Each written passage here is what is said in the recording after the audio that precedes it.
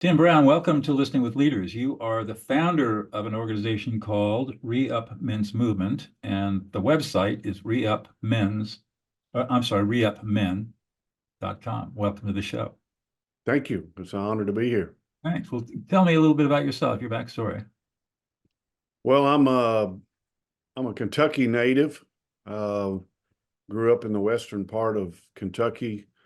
I'm my dad was a small and large animal veterinarian, and I had a brother and a sister. We grew up in a kind of a working class situation, and I went on and I was very heavily involved in athletics, and went on and played some college football. And back in the day when I guess a guy like me it didn't take as much talent, I guess, back then, some 40 years ago.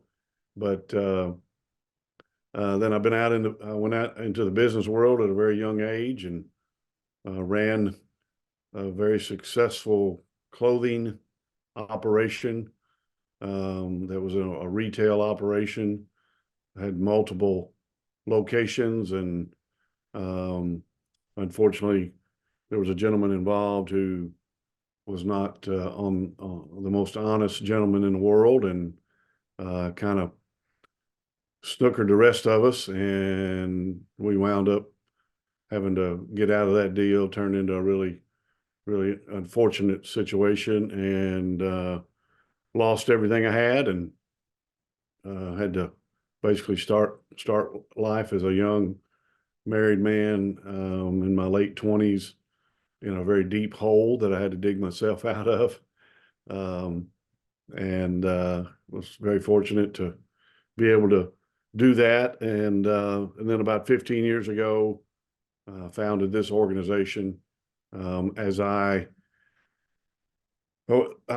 me back up. I've been married now. In 2 weeks, I'll be married 39 years. I have two sons, 38 and 35. Two daughter-in-laws, four amazing grandkids, and just absolutely enjoying that season of life. Within 15 years ago, I started this organization called REUP Men's Movement. We now have partnered and worked with thousands of men across the country, and actually are in the process of launching in 2024 into an international market over in Australia. Going to be partnering with some organizations over there. And so I basically founded this ministry, ministry movement. It gets called a lot of different things. From listening. So that's something I'm sure we'll dive into that. Yeah. So are you still in the business world, or are you putting full time into your organization? I pretty much spend most of my time with this organization. My youngest son, back in 2012, I started my own clothing company after working for a corporate company for almost 20 years.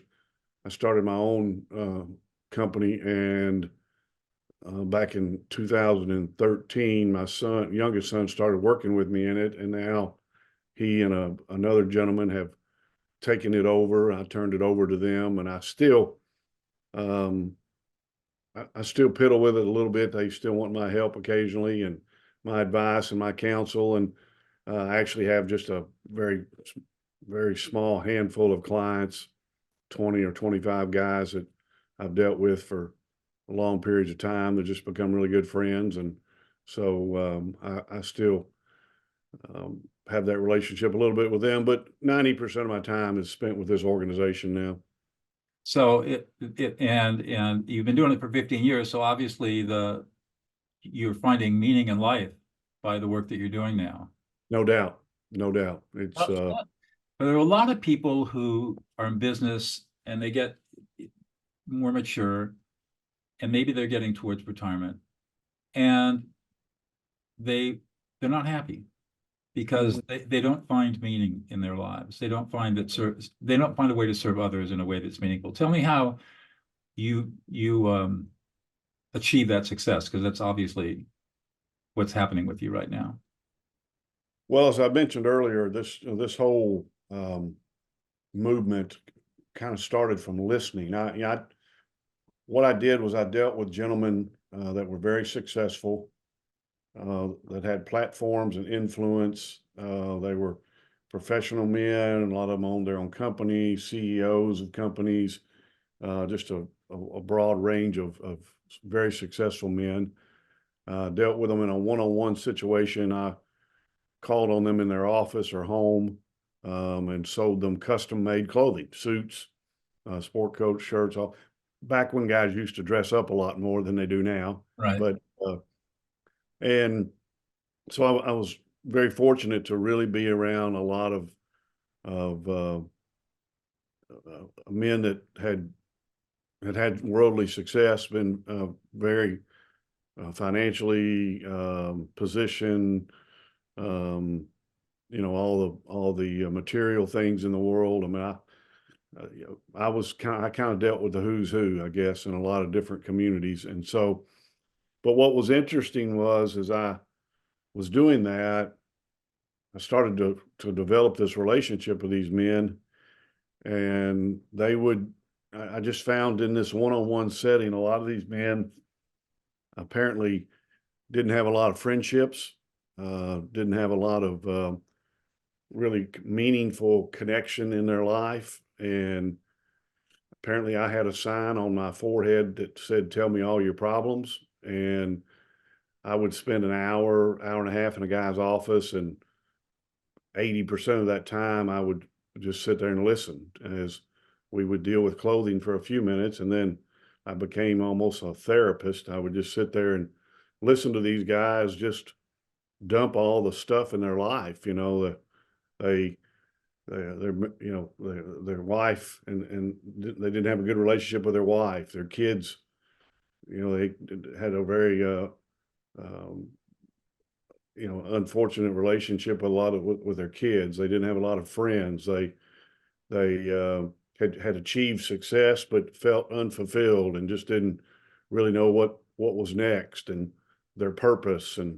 Um, and man, I would get in my car or even go home at night and just tell my wife that I just can't believe these conversations I'm getting in with these gentlemen, and all I'm doing is selling them their clothes. But apparently, there was something that about me that was causing them to just feel comfortable enough to tell me all their stuff. And so I really started to see that there was something going on with men overall that um, that really needed to be addressed, because I was seeing that there was a direct connection to a lot of the male leadership crisis and issues that we have in our culture today.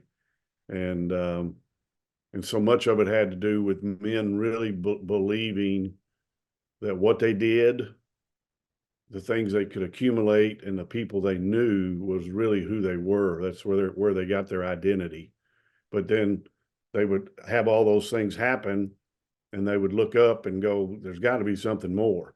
And so that's kind of how it all started. And we fast forward 15 years later, and we've just seen a lot of neat things happen as we've been able to create an opportunity for men to go about changing some of that. That's great. I have similar stories that I could tell of very successful men who are miserable because they bought into a number of cultural myths that are just that's what they are. They're myths, they're lies. And we've been acculturated in some of this stuff for over 4,000 years. And it's highly destructive in terms of psyche and happiness. And because men have been bought into this as what it means to be a man, they succumb to the inevitable despair that arises from these myths. You know, there's a book that I use a lot with young men. I do a lot of mentoring, one-on-one type things, group situations as well. Speak a lot, obviously, go around the country and speak a lot and do a lot of teaching and writing. And so, but there's a book that a gentleman wrote years ago. It's very easy reads called The True Measure of a Man. And in that book, I'm not really sure if it's his original statement or if it's from somebody else, but I think it really epitomizes so much of what we're saying is that he says in there that men should not fear failure, but what they should fear is spending a majority of their time with their life trying to be successful at things that don't really matter and are not fulfilling. Absolutely true. And that is really kind of where we're at. And the unfortunate thing is that has been a generational thought process, Right.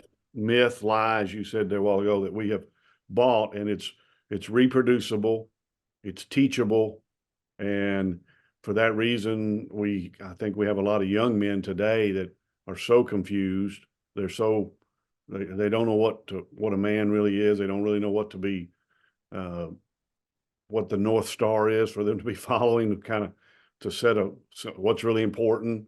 All those things. They're young men are so confused today, and unfortunately, the generations older than them are kind of the reason they're confused. Right. No, I agree. I mean, I left the practice of law in 2000 to become a peacemaker, and it was the most important. Looking back, it was the best decision I ever made, and also the most important decision I ever made. Because once you learn that meaning in life is service to others, Yeah, everything changes. right. Yeah, And what was the big cars and the big house and all the money in the world, you know, I was a trial lawyer for 22 years and had a pretty affluent life. Stuff's meaningless. yeah, yeah. And I learned that lesson midlife. Many men never learn that lesson. Oh no, And I'll, you know, I'll, I tell the story of a gentleman in actually the community that I actually live in. Very prominent gentleman. This happened about 10 years ago. He's now between 75 and 80, but at the time he was in his mid to late 60s, and he and I developed a friendship through the clothing vocation that I was involved in. And but he one Saturday morning he came by my office and we got together, and he just talked about how jealous he was of me because I had all the things in life that he didn't, that were important. And he got to a point where he got very emotional and he started to weep and cry, to a point that all I knew to do was I just got out of my chair, went over and just held him in my arms and let him cry.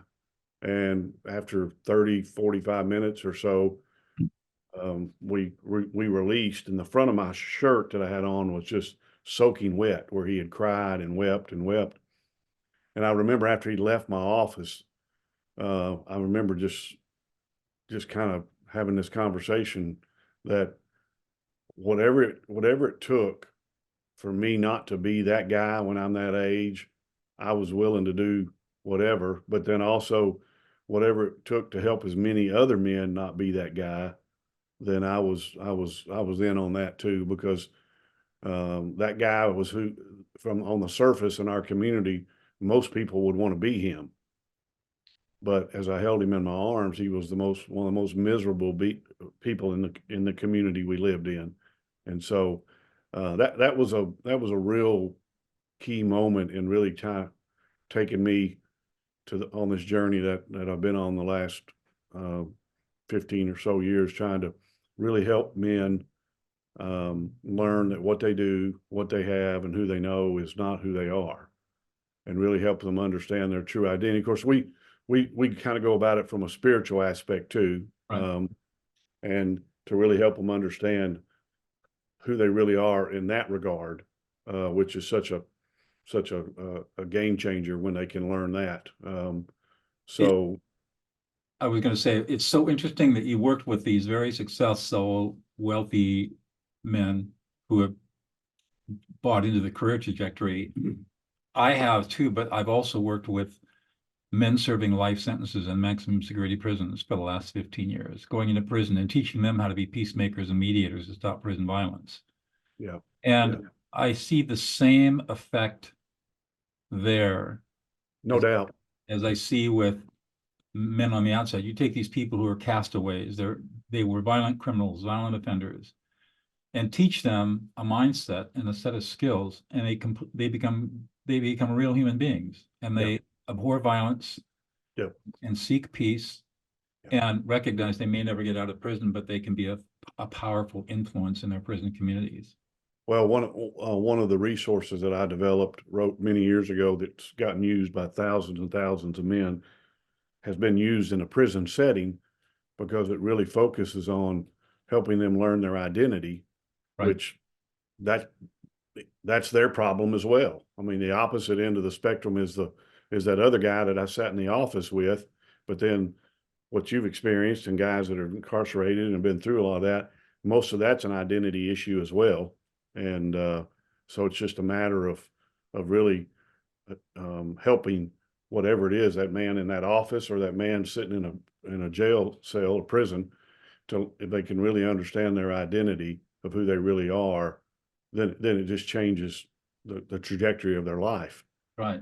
So what is it these days that gets you up in the morning, gets you really excited? The opportunity to impact as many young men as possible, because I've got 4 grandkids that if that doesn't happen, I'm scared to death of what their future looks like. Mm-hmm. And so I want to try to influence as many men who can then turn around and influence younger men. And then I want to obviously I try to influence younger men too. So that's really what gets me up and every day, and the passion that I really have comes from I know what it can do because that's what happened in my life. And so if I can contribute something to that will impact my 4 grandkids' future, then I'll work as many hours as I need to in a day to help make that happen. You've alluded to this a little bit before. I want to flesh it out a little more. What is it that you think is unique about you, Tim, that you bring to the table that makes the work that you do so meaningful and successful for others? Well, I think it's, I wrote a book a few years ago that kind of just tells my life story, and very vulnerable, very transparent. It's been used to do some cool things with. And I think that what most people have said, and I'm just kind of this guy, even outside the book, I think I'm just a guy that I just I just tell it like it is. I'm very transparent. I'll tell you all my junk because without my junk, I wouldn't be who I am today. Yes. and without my junk, I'm not really going to really get your attention. And again, from a spiritual aspect, people talk when they read my book all the time. They're like, "Man, you were such a train wreck, and you had all this, and I'm like, yeah, but I had to really tell all that and be honest and transparent to really prove who God is to me, because He's the one that changed me. And without me sharing all that junk of mine, it wouldn't mean anything for me just to tell you that, well, I got my life changed. No, when you read my story, you're like, oh my gosh. And so I think that maybe if we want to zero in on one thing is that I just kind of, I'm not afraid to tell you all my stuff, my junk, because that's without it, I couldn't be who I am today. And I think that allows other men to really open up and do the same thing and talk about things and be transparent. That's one of the things that's really missing today. I mean, data shows that only about 5% of men really say they have a best friend. And, we've just become very isolated. Yeah, very that's been isolated species. Yeah, that goes back to this myth that was perpetuated back in the first quarter of the 20th century, this idea of the rugged individualist, and a total myth. Yep. When you think about it, you think of the rugged individualist winning the West and having a weapon and all that stuff. But what people don't realize is that the West was populated by small communities. And there were things called barn raisings, where an entire community would come from miles around, a dozen miles in any direction to help a young family raise a barn. You couldn't raise a barn by yourself. No. So there was no such thing as rugged individuals. Everybody relied on everybody else for their survival. Exactly. And that got lost in translation for overtly political reasons, as it turns out. Yeah. Because the myth of the rugged individualist just felt appealing to people, especially between the Depression and World War II, and feeling like, the Victorian idea of the stiff upper lip, keep a stiff upper lip, and all of that stuff. All of that got indoctrinated into generations of young men, and has created a huge amount of trouble and problems. Well, that's one of the reasons we call we have numerous things we do, but one of the things we do is we create a group setting for guys to step into every week. And we call it a fire team. And that's a military term, right? Obviously, for men in a foxhole fighting a battle together. And you just got to have that. You can't be in a foxhole by yourself, and you got to have other band of brothers in there with you, and help you fight the battle and when you take a hit, help nurse you back. And the cool thing is our tenure right now of our groups of men, if we get men started and they use our structures and resources that we've created, our tenure is about 9 years right now. These guys stay together, develop these unbelievable friendships, brotherhood, doing life together. And those guys become their guys. I mean, when life gets tough, those are the guys that they can call on, and those guys are going to be there. I mean, they're there, and they're going to stay as long as it takes and do what it takes and help each other fight this battle. And that's what real men do. And so we're not trying to, portray this rugged battle scene, but you got to have guys in there with you to lean on, and we find guys respond to that, and that's what they're really looking for. They're so desperate for it. So we alluded earlier about listening, and of course this show is called Listening with Leaders. Tell me about the importance of listening in the teaching that you provide, in the training and the coaching. Well, as I said earlier, I mean, listening is how this whole thing started. I mean, as I would listen to these men, I realized that it's what was going on. But and then with what we try to do with the men, by putting them into these groups of men, it allows them to push the distractions away for an hour and a half every week, come together where they can really listen, where they can talk and listen and encourage. They can learn. We provide structure and content for them when they meet, and so they can, again, just kind of push away all the distractions, be in a very intentional setting.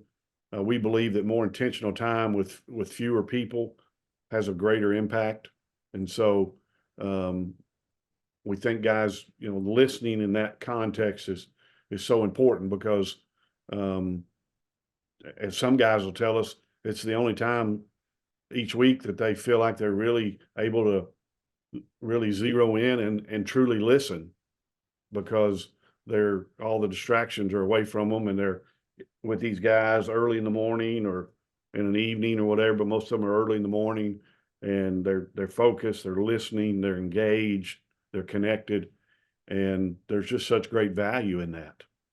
Do you have any specific listening skills that you teach people, or are you just creating a safe space where people? No, not really. Just creating that safe space. Okay. And then I believe when you do that, the organic part of the listening just kind of takes on its own life there.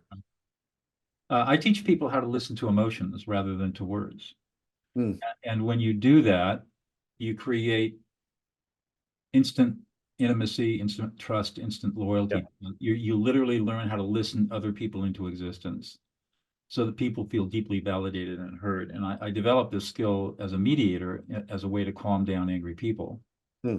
And my fourth book, De-escalate, How to Calm an Angry Person in 90 Seconds or Less, is all about that. So I actually teach listening as a leadership skill. I would, if you asked me to list 10 leadership skills, listening would definitely be, it'd be one of the first ones I'd put on there. In fact, there was just an article yesterday about Steve Ballmer, and he said the number one skill that I had to develop as the Microsoft leader was learning how to listen. Yeah. And it's a skill that a lot of people think they know how to do, but they really don't, because it's not just that we have ears and we can hear the words and understand what people are saying. It's how we interpret what we're seeing and hearing, and then what we do with that information. Yeah. That differentiates a good listener from a not so good listener. Hmm. And that becomes the powerful skill. So, for example, I've trained the type of men we're talking about. They've regained intimacy in their marriages, and they've been estranged from their children and now have beautiful relationships with their children because they learned how to listen to everybody.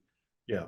And in the work, you don't have to convince me the value of it. Yeah, I think you're, but I'd be interested to know more about the skill. I mean, it's interesting inside these groups of men.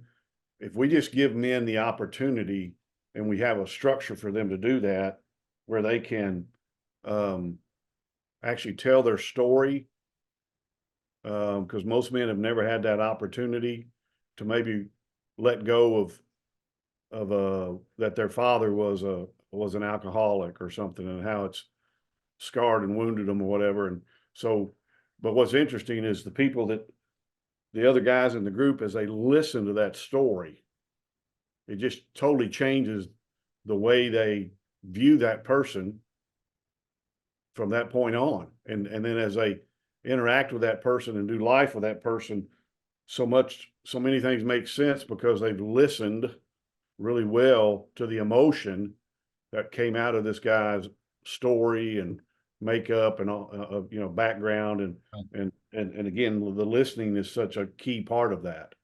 That's right. That's great. I mean, it sounds, I mean, I don't know anything about your process, but what you're describing with these fire teams is a process we teach in the prisons called talking circles, where we'll have a group of, we work with both men and women's prisons, obviously more with men because there are more men in prison than there are women, but Right. we will teach them how to listen in a circle. And it's pretty rigorous the way we have it set up, so it can be duplicated and replicated. But it sounds like the same thing. It becomes a very safe space where 90% of your time you're spent listening and reflecting. Yeah. And only a small percentage of your time are you actually talking. Yeah. Well, and it's interesting. We have so many guys that have stepped into some of these teams where, their job every day is to talk and lead. And they talk about how, man, I love this setting because I don't feel like I have to talk and lead. I can just listen. Right. And so, yeah, it's really neat to see that play out in so many of these guys' lives. So the work that you do with REUP men, or let me see if I want to make sure I get it right. You're right. Yeah, Right. REUP men, the REUP men's movement at reupmen.com. You do this within the context of congregations, church congregations. Well, we do have a model where we will partner with a church and work with the men in their congregation, but then we worked with companies. Okay. We've worked with just individual men that they're like, I just want to put together a group of guys and create this space. And a lot of these men that I did business with, it's really interesting how many of those guys, when I would tell them about it, they were like, man, that's what I've been looking for. And so a lot of those guys just inside their company or workplace or whatever, or they've just reached out to some of their buddies and started this. And we help them get started with the whole, we provide all the structure, the process, the resources, the content, everything they need. And So, but we do have a church partnership model too, where we will obviously work with a church inside their congregation to develop, because that's a place where men are at. Right. But then, you know, we do this with we do this at a younger level with like college athletic teams, Ah, high school athletic teams. So if you've got a football team, you know, we'll help you create these groups with your team and use this context and all this as well. And because if we can help a lot of these young guys learn their identity before they step out into the world, um, they'll make fewer mistakes.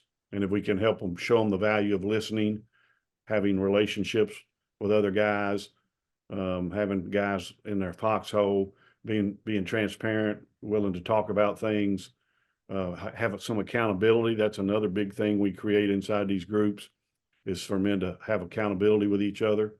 And so again, we feel like the younger generation, if we can do that with them as well before they get out in the world and get tainted a little bit, then we can really make some progress.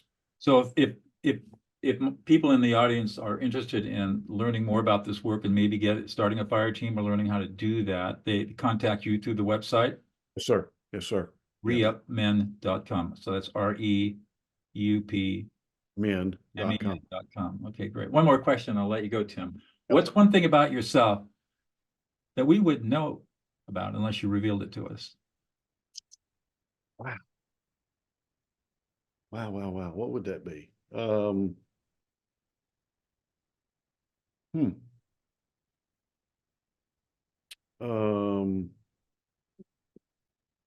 It'd be something fun. It'd be something different. I'm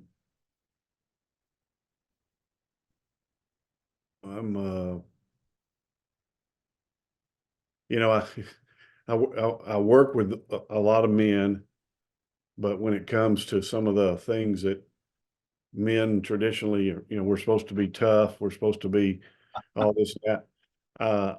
I'm scared of heights and will not get on the roof of our house. So like we just put our Christmas lights up a few weeks ago, and my wife has to get up on our roof and do that because I'm such a chicken.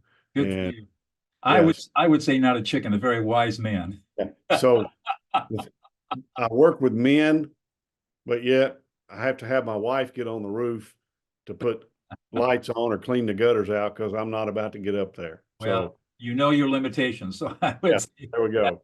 that's So not fear. That's I'm wise. not Wisest. I'm not a big risk taker. There I you used, go. I used to laugh and say when we would go water skiing or whatever, or scuba diving, I sit in the boat and just wave at everybody There and you go. let them do all the risk taking. Good So for you. Well, this has been a really wonderful conversation. Thank you so much for your time. thank you for the opportunity. Absolutely.